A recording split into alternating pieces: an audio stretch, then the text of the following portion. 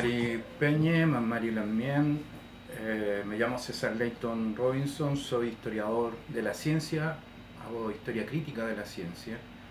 Estoy invitado acá por TV Huerquén y lo que pretendo un poco mostrar mi trabajo, las investigaciones e interpretar un poco lo que está sucediendo, pero en términos históricos. Voy a hablar de historia precisamente, de historia de la medicina, no de medicina, no soy médico, soy historiador, esa es mi formación. Y le vamos a llamar a este espacio cordón sanitario debido a las circunstancias que estamos. Bueno, para empezar hay que aclarar algunos puntos de desde dónde voy a hablar. Hay que entender un concepto que se llama biopolítica, entender cómo se administra la población en clave biológica, cómo el Estado se preocupa de los nacimientos, su desarrollo, los sistemas de vacunación. Todo eso obedece a razones epidemiológicas, de temas sanitarios, pero también a un tema que tiene que ver con regular el mundo social o administrarlo en esos términos. Y lo otro es entender que el discurso de la medicina no solamente es un discurso que tiene que ver con la sanidad, sino también tiene que ver un poco con ideas intelectuales o historia de la intelectualidad, y también con políticas sociales que el Estado aplica sobre la población. Y eso hay que ir interpretándolo como plantean historiadores como Charles Wortmann, que es un historiador de la medicina europea. Entonces, entendiendo ese contexto, voy a hablar un poco de cómo nace la salud pública, o lo que podríamos llamar salud pública a partir de lo que son los procesos de conquista y de colonia acá en Chile. Y hay que entender, o yo entiendo, que los hospitales, que son la gran institución de sanidad que funcionan en tiempos de la colonia, tienen que ver con una arquitectura de poder, yo diría, que se está situando a partir de la conquista. Cuando llegan los colonizadores, por ejemplo los españoles en nuestro caso, van a fundar un fuerte militar, una iglesia y un hospital, porque se necesita sanidad para ir recuperando las tropas en términos de enfermedades y todo el tema bélico que provocan las colonizaciones. Eso se va a profundizar mucho más, yo diría, a fin del siglo XVIII y comienzo del siglo XIX, 1800, cuando Napoleón entienda que las guerras se ganan con médicos, biólogos y científicos. Hay un bello artículo de Juan Luis Rodríguez Ron que se llama El Imperio de la Ciencia, y habla que cada territorio que se conquista tiene también que llegar los naturalistas. Los naturalistas son los médicos que empiezan a estudiar las enfermedades en los nuevos territorios para conquistar, para que las tropas no caigan en pandemia o enfermedades. Los sistemas hospitalarios en Chile, básicamente, yo diría entre el siglo XVI y el siglo XVIII, son hospitales que concentran marginalidad social, absolutamente, son depósitos de marginalidad social. El primer hospital, San Juan de Dios, que es un hospital de la colonia, está formado con una congregación religiosa que recibió en España mucha influencia de los árabes. Hay que entender que la medicina árabe, Avicena, que es como el Hipócrates, como el gran médico griego, fue uno de los médicos que más influenció cuando España estuvo bajo el dominio de los árabes. La medicina árabe, las matemáticas, la ciencia árabe fue muy avanzada y fue mucho más avanzada que la europea durante los procesos de conquista.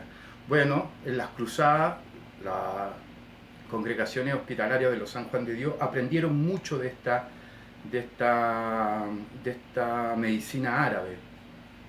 Lo otro interesante es que los hospitales también fueron hospitales militares, el Hospital de Nueva Imperial, el Hospital de Lehue, el Hospital de Osorno, son hospitales que están mucho más cercanos a procesos de conquista y a procesos de regular o controlar la marginalidad social que se está dando en la colonia. Por ejemplo, después del San Juan de Dios se funda el primer hospital para mujeres, que en ese tiempo las mujeres son absolutamente secundarias dentro de lo que es el orden colonial. El San Borja, que es un hospital de mujeres fundado en el siglo XVIII, el Hospicio de Pobres, que funda Manuel de Salas también. En general, los hospitales fueron parte de los proyectos militares de conquista, posteriormente de regular una marginalidad social que se estaba creando en la colonia, hospitales en América Latina para negros, como son los hospitales del Perú, Hospital de Negros de Lima, hospitales para indígenas que también existieron. Y yo diría que a fines del siglo XVIII, cuando el Imperio Español sufre un cambio de dinastía, llegan los Borbones, que tienen una descendencia francesa y están mucho más cercanos a una revolución industrial a fines del siglo XVIII. Ellos empiezan a ver que las colonias tienen que tener un sistema sanitario seguro, porque esto no es filantropía, sino es porque no se pueden morir los que están tributando, los indígenas y los colonos. Por lo tanto, van a empezar a crear sistemas hospitalarios ya con un sistema mucho más moderno y mucho más cercano a la revolución científica del siglo XIX. Y me refiero específicamente cuando mandan a Chile a Joaquín Toesca, que es un arquitecto que va a crear el Hospital San Juan de Dios, que es un hospital que ya tiene sistemas de ventilación para regular los miasmas envenenados, como le llaman en la época. Porque en ese tiempo todavía no se tenía la certeza, o por lo menos a nivel de Estado, o de colonia, de imperio, de que las enfermedades eran provocadas por el microorganismo, o por los microbios, o por los virus. Si no, se creían que eran aires que estaban envenenados, contaminados, que viajaban las toxinas. Por lo tanto, los hospitales empezaron a tener grandes pasillos para la ventilación.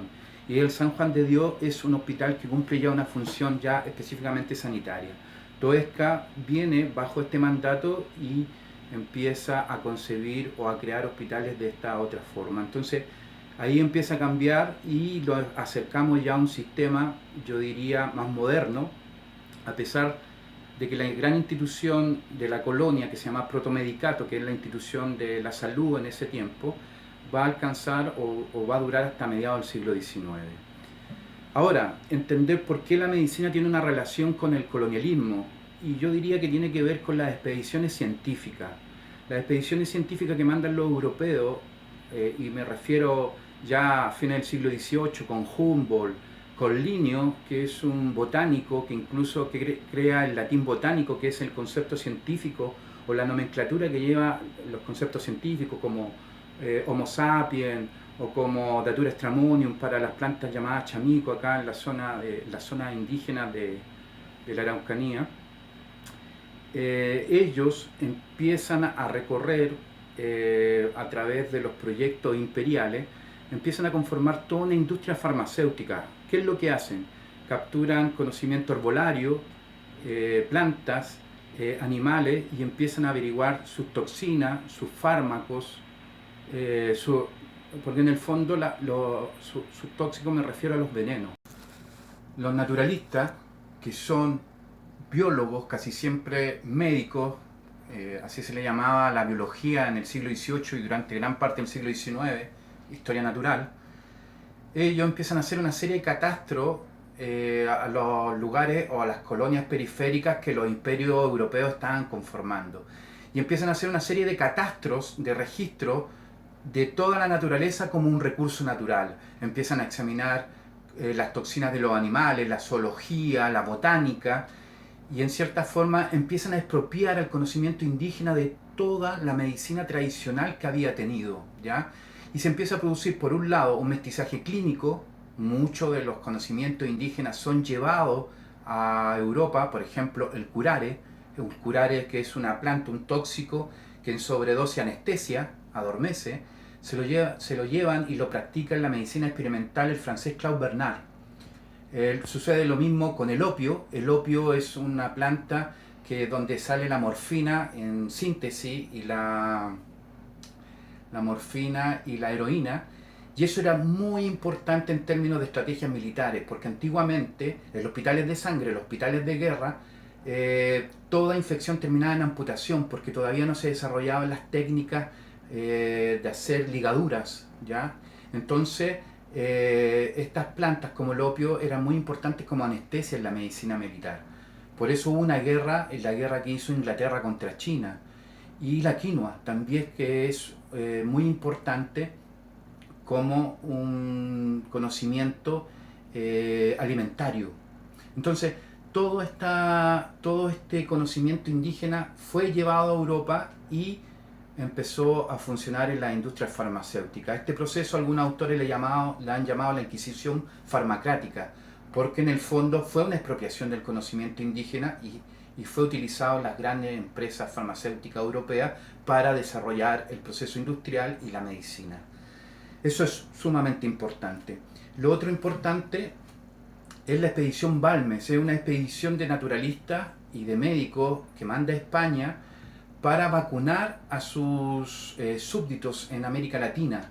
No llega acá a Chile, llega al sector del Ecuador, Perú, pero muchos plantean que curas, sacerdotes que aprendieron la técnica de la inoculación bajaron a Chile, como el fray Gabriel Chaparro, que hizo todo un proceso de vacunación muy temprano en Chile, en 1805, incluso antes que la propia colonización.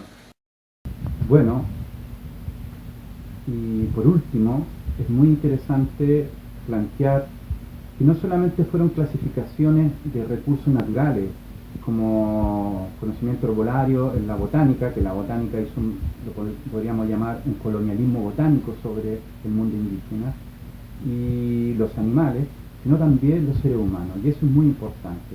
Los naturalistas, estos médicos que llegaban en las expediciones científicas, también empezaron a clasificar poblaciones. Y esto es muy importante de plantear. Empezaron a hacer lo que se llama en conocimiento médico y antropológico antropometría. Según las medidas del cuerpo, específicamente del cráneo, empezaron a clasificar a las poblaciones entre razas superiores y razas inferiores. Por supuesto, los europeos, según su conformación física caucásica blanca, son la fisonomía ideal dentro de la concepción de la medicina, y los grupos indígenas son considerados inferiores por su conformación o sus estigmas, como se le llamaron físicos. ¿Y cómo se hacía esto? La craniometría aplicaba algo lo que se llama el ángulo von Camper.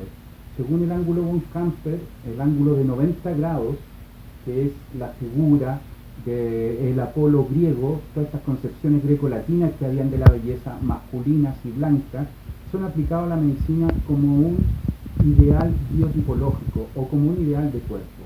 El ideal médico sano, el cuerpo sano, era el cuerpo caucásico blanco europeo basado en estas esculturas.